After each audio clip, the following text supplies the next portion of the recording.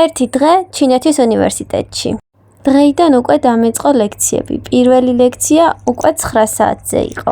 ჩემი უნივერსიტეტი გამოირჩევა ლამაზი ბაღებით და სკვერით. ლექციაზე კი ველოსიპედით მივდივარ. ჩინელ სტუდენტებს 9:30-ზე ან 8-ზე ეწყებათ სწავლა, ხოლო ჩვენ უცხოელ სტუდენტებს 9-ზე. ეს კი ჩემი უნივერსიტეტია. ლექცია ძალიან საინტერესო იყო, თუმცა 3 საათიანი მოსმენის შემდეგ ძალიან დავიღალე და მომშივდა. ერთ საინტერესო ადგილს მივაგენი, საცხოვრებლებს შორის, სადილობის დროს არის ხოლმე დროებითი რესტორნები, რომლებიც მხოლოდ შესვენებაზე იხსნებიან.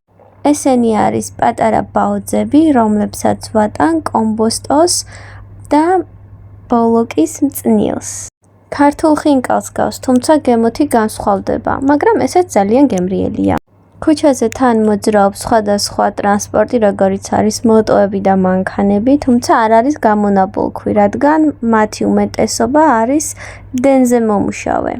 როგორ მოგწონთ ჩინური ცხოვრება, აბა დამიწერეთ კომენტარებში.